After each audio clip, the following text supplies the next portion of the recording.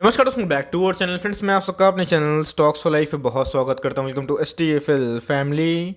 Day film बस I am pretty much sure कि आपके कानों तक ये बात पहुंच गई होगी कि यूएस की बात की जाए, अमेरिका की बात की जाए तो गाइस 30 सालों का रिकॉर्ड तोड़ हमें इन्फ्लेशन देखने को मिल रहा है। और दोस्तों अभी की बात की जाए इस तिमाही की, तो अब दिखते गाइस कि यूएस का जो इन्फ्लेशन है वो 6.2% के आसपास देखने को मिल रहे हैं।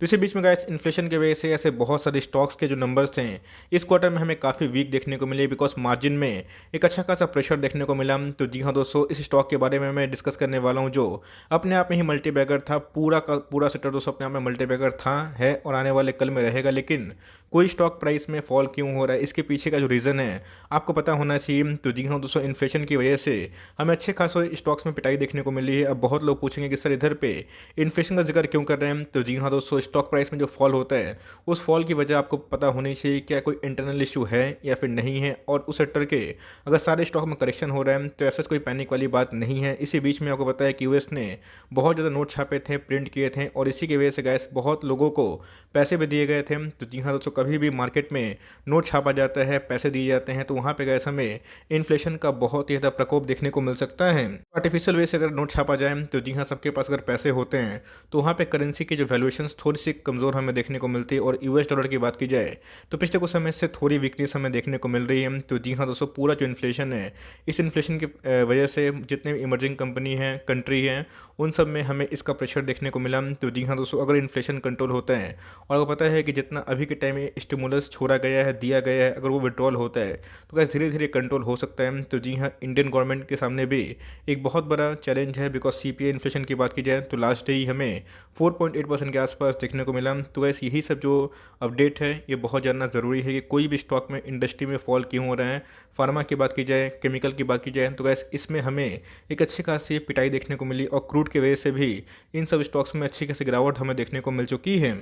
और तो पूछ रहे थे कि इसका जो इम्पैक्ट है क्या पड़ने वाले हैं। तो जी हाँ दोस्तों, ऑफ कोर्स इधर पे शॉर्ट टर्म में जो सेंटिमेंट है काफ़ी नेगेटिव देखने को मिल सकता है। लेकिन इसी बीच में दोस्तों हमें नेगेटिव न्यूज़ में ही स्टॉक डिस्काउंट प्राइस में मिलेंगे, बिकॉज पॉजिटिव न्यूज़ जब होती है तो स्टॉक अपने ऑल टाइम हाई पे होते हैं। तो क्या इससे बिजनेस खत्म हो जाएगा? नहीं दोस्तों, इन्फ्लेशन आज बढ़ा हुआ है, कल ऑफ कोर्स कम होगा। आज टॉप लाइन बढ़ रहे हैं, बॉटम लाइन कम हो रहा है, लेकिन जैसे ही इन्फ्लेशन कंट्रोल होगा, इनके जो प्रोडक्ट के प्राइस है अगर वो बढ़ जाते हैं तो एक बार कम नहीं होते हैं, तब दोस्तों इनके मार्जिन में फिर से हमें रिकवरी देखने को मिल सकती है। तो आपके पास जो भी फार्मा के अच्छे स्टॉक्स है जिनके अंदर काफ़ी ग्रोथ है, जिनकी फ्यूचर अर्निंग ठीक ठाक है, जिनके अंदर पोटेंशियल है, तो अभी के टाइम में अगर मार्जिन कंसर्न हो रहे हैं तो वहाँ पे दोस्तों आपको ऐड करना है। और आपका विजन अगर 3 साल 5 साल का है, ऐसा कोई पैनिक नहीं करना, और वहाँ पे दोस्तों आपको अच्छे खासे एक्मुलेशन करने हैं लॉन्ग टर्म के लिए। तो इसी बीच में दोस्तों जो मैं स्टॉक के बारे में डिस्कस करने वाला हूँ, ये 3000 का स्टॉक है। अभी के टाइम की बात की तो आपको बहुत ही अच्छे डिस्काउंट मिल रहे हैं 2357 के आसपास। साल भर की बात की जाए तो आप देख सकते हैं कि केमिकल का स्टॉक हमें देखने को मिलता है। पूरे सेक्टर की बात की जाए, इसमें अच्छा खासा हमें एक सेलिंग प्रेशर देखने को मिला है, जहाँ पे मिड कैप में दोस्तों अच्छी खासी करेक्शन भी हमें देखने को मिल चुकी है। लेकिन अपने सेक्टर का ये कंपनी दोस्तों हमें लार्ज कैप देखने को मिल रहा है, और इनका जो कैपेक्स प्लान है बहुत ट्रिमेंडस निकल के आ रहा है। लास्ट 5 ईयर्स की बात की जाए तो आप देख सकते हैं कि 2416% के आसपास पैसे बना के जब कोई भी स्टॉक इतना भाग जाएगा तो उसमें करेक्शन हमें देखने को मिलती है। तो जी हाँ दोस्तों, ये जो रैली हुई है ये कोई फॉल्स रैली नहीं है, मुझे ऐसा लगता नहीं है, बिकॉज मार्केट में आपको पता है कि जिस स्टॉक में अच्छी खासी अर्निंग होती है, वैल्यूएशन से ओके होते हैं, तो उधर पे हर एक जो प्राइस फॉल है उठाने का मौका मिलता है। तो जी हाँ, शॉर्ट टर्म में काफ़ी लोग फियर होते हैं, बट दोस्तों be fearful when others are greedy and be greedy when others are fearful, because market में जब नेगेटिव न्यूज़ आती है तो ही आपको याद रखिएगा स्टॉक डिस्काउंट मिलता है। निफ्टी का जब क्रैश हुआ था, करेक्शन हुआ था, बहुत लोगों ने बॉटम आउट करने की कोशिश की थी और कोई 200 लोग निवेश नहीं कर पाए थे। सारे के सारे लोगों ने निफ्टी में 15,000 के बाद जाने के बाद निवेश किया। इसी बीच में दोस्तों हमें मार्केट टाइमिंग नहीं करना है, SIP में लीजिए जहाँ पे अच्छे भाव पे आपको अच्छे स्टॉक्स मिले। इसमें दोस्तों एक दीपक नाइट्रेट बहुत ही अच्छा स्टॉक है, वो फंडामेंटली बहुत ही अच्छी कंपनी हमें निकल के आती है। जी हाँ दोस्तों, इसकी जो खास बात है मैं बताऊंगा, बिकॉज मार्केट में केमिकल के बहुत सारे स्टॉक्स हैं, चाहे वो एल्केलेमेंट्स की बात की जाए दीपक नाइट्रेट की, SRF की, अतुल की, आरती की। लेकिन इसी बीच में दोस्तों ये हमें एक कोहिनूर डायमंड देखने को मिलता है, बिकॉज इनके जो सेल्स हैं वो काफ़ी हद तक हमें इन्फ्लुएंस देखने को मिल रहे हैं। आपको दोस्तों याद होगा मैंने इनके Q2 का जो नंबर्स है आपको एक्सप्लेन किया था, आपने देखा होगा कि किस हिसाब से इनके सेल्स हमें बढ़ते हुए दिखाई पड़े थे। ऑल्दो मार्जिन की वजह से इनके ईयरली प्रॉफिट में अच्छा खासा जंप था, बट क्वार्टरली में इस कंपनी ने अच्छा करके नहीं दिखाया था। बट एक बार दोस्तों इन्फ्लेशन कंट्रोल होता है, कोई पॉलिसी टाइटनिंग होती है, तो इन सब का इम्पैक्ट हमें लॉन्ग टर्म में ज़रूर देखने को मिल सकता है। शॉर्ट टर्म की बात की जाए तो यस दोस्तों, हमारे प्रॉफिट काफ़ी डाउन हुए, लेकिन यस हम लॉस में तो बिल्कुल भी नहीं है। लेकिन इधर पे एक लेवल पे आता है तो जहाँ पे आप चाहें तो आराम से बल्क निवेश भी कर सकते हैं, बिकॉज दोस्तों अगर आप देखें इनका जो मार्केट कैप है 30,000 करोड़ के आसपास की मार्केट कैप है और इनका दोस्तों अभी भी जो इंडस्ट्री पी से अगर आप पी निकाले 30 के आसपास है। देखिए दोस्तों, दीपक नाइट्राइट की खास बात यह है कि स्पेशलिटी केमिकल में काम करती है, इंटरमीडिएट में काम करती है और साथ ही साथ इनके फिनॉल्स में एक अच्छी खासी निवेशक हम देखने को मिलते हैं। किसी बीच में अगर आप इनकी स्टैंडर्ड पी देखें आपको 73 के आसपास लगेगा, जो बिल्कुल भी आपको अच्छा नहीं लगेगा। लेकिन दोस्तों अगर इनकी कॉन्सोलिडेट पी देखें ये 30 के आसपास है, जो मुझे लगता है क्वाइट रीजनेबल है। और ऐसे स्टॉक्स अपने ऑल टाइम हाई से 25% डिस्काउंट मिलते हैं, तो मुझे लगता है गैस के उधर पे आपको SIP कर लेना है। मार्केट को छोड़िए, मार्केट भागेगा गिरेगा, न्यूज़ अच्छी आएगी तो रिकवरी होगी। लेकिन यस, आपका विजन लॉन्ग टर्म का है, आने वाले 6 महीना, साल भर, 2 साल, 3 साल, 5 साल, तो ऐसी कंपनी में दोस्तों आपको लॉन्ग टर्म में 101 का रिवॉर्ड ज़रूर मिलेगा। दीपक नाइट्राइट की बात की जाए तो 30,000 करोड़ के आसपास की मार्केट कैप को ओन करती है। ROC की बात की जाए आप देख सकते हैं कि 27.2% के आसपास है। ROE की बात की जाए 21.2% के आसपास है। मतलब से फंडामेंटली ये बहुत ही स्टेलर कंपनी है। इनकी ROE 20% से ऊपर हमें देखने को मिलता है। और कंपनी की बात की जाए इनके रिजर्व काफ़ी बढ़ रहे हैं। बात की जाए इनके जो ऊपर डेट था वो भारी भरकम कम होता हुआ देखने को मिल चुका है। सेल्स की बात की जाए आपने देखा कि 5 ईयर्स में इतना जो एक्सपोनेंशियल हमें ग्रोथ रेट देखने को मिला, इसके पीछे की वजह क्या थी? इनके सेल्स। तो जी हाँ, सेल्स की बात की जाए तो आप देख सकते हैं कि हमें ये बढ़ता हुआ दिखाई पड़ा है। तो जी आने वाले 2-3 सालों में दीपक नाइट्राइट फाइनेंशियल सेगमेंट में दोस्तों और भी निवेश कर सकता है और इनका जो कैपेक्स प्लान है वो अपने आप में ही आउटस्टैंडिंग है। प्रॉफिट की बात की जाए तो आप देख सकते हैं दोस्तों हमें ये कंटिन्यूसली बेसिस बढ़ते हुए देखने को मिल रहा है। 79 से 174, 611 और अभी की बात की जाए 776। और आने वाले कल मुझे उम्मीद है कि दीपक नाइट्राइट 5 सालों में 2,000 करोड़ से भी ऊपर का प्रॉफिट करते हुए देखने को मिल सकता है। बिकॉज कंपनी की बात की जाए तो बहुत ही तेज़ी से एक्सपोनेंशियली ग्रोथ करते हुए देखने को मिल रही है। CAGR सेल्स की बात की जाए बहुत ही इंपॉर्टेंट होते हैं। लास्ट 3 ईयर्स की बात की जाए तो इनके सेल्स में हमें एक बढ़त देखने को मिली है। वैल्यूएशंस की बात की जाए ऐसा नहीं कोई 300-200 का पी पे है, 30 का पी आप इसको क्वाइट गुड मान सकते हैं।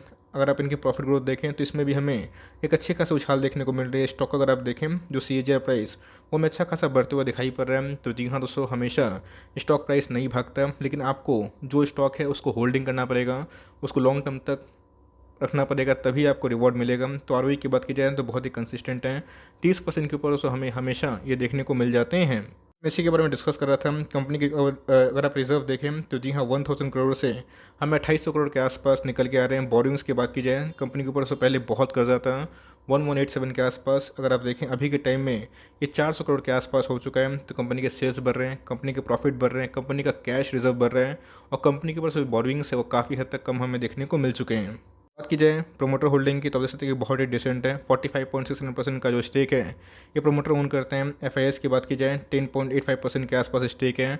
और बात की जाए DIS की तो उनका स्टेक हमें कांस्टेंट देखने को मिल रहा है, माइनर से उन्होंने बढ़ाया है। और FIS ने थोड़ी सी प्रॉफिट बुकिंग की है। पब्लिक की बात की जाए तो वैसे उनका जो स्टेक है 32% के आसपास निकल के आते हैं।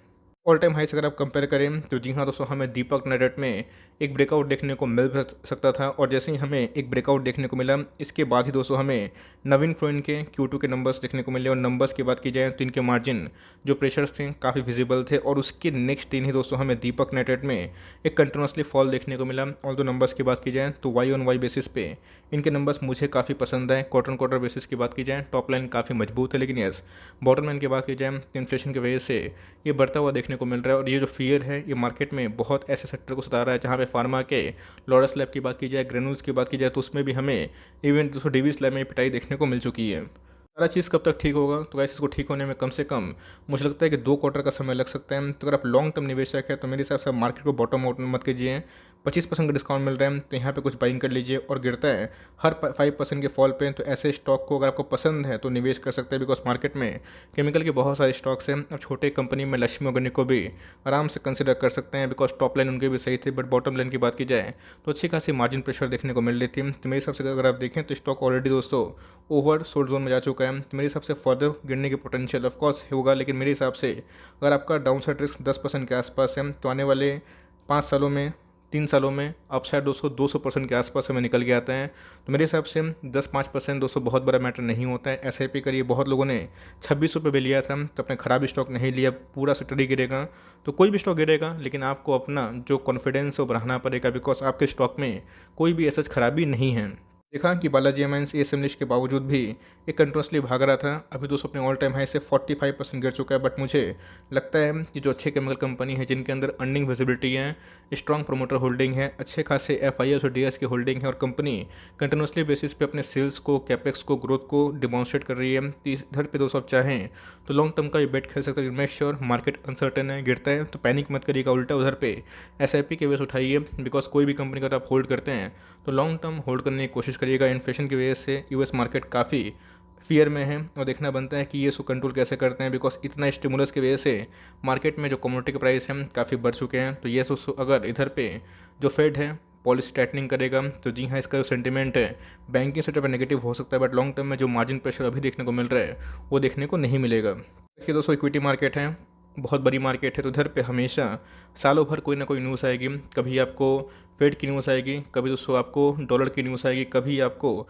बॉन्ड की न्यूज़ आएगी, कभी कोरोना वायरस की न्यूज़ आएगी, कभी मंदी की न्यूज़ आएगी। बट उसी बीच में जो अच्छे स्टॉक्स होते हैं उसमें आपको हमेशा निवेशित रहना है, कंटिन्यू करना है। बिकॉज लॉन्ग टर्म में पैसे बनते हैं और 1990 से लेकर 2021 तक दोस्तों बहुत सारे इशू आए, ठीक भी हो गए, लेकिन लॉन्ग टर्म में अच्छी कंपनी राइज करती है, जब बाउंस बैक करती है तो वैसे किसी को घुसने का मौका नहीं देती। तो मेरे हिसाब से कंपनी फंडामेंटली अच्छी है, आपके पास है ज़रूर होल्ड करिए, लॉस में बिल्कुल मत बेचिएगा। और चाहते हैं तो उधर पे एसआईपी एड ऑन डिप्स कर सकते हैं, अच्छी कंपनी है, बाउंस बैक ज़रूर करेंगे। तो मेरे हिसाब से ये भी एक अच्छा खासा अपॉर्चुनिटी है और आप इसका भरपूर फ़ायदा भी उठा सकते हैं। सो फॉर टाइमिंग छोटी सी अपडेट थी इन्फ्लेशन को लेकर, मैंने कुछ कमेंट्री दी। आई होप ये वीडियो आपके लिए हेल्पफुल था।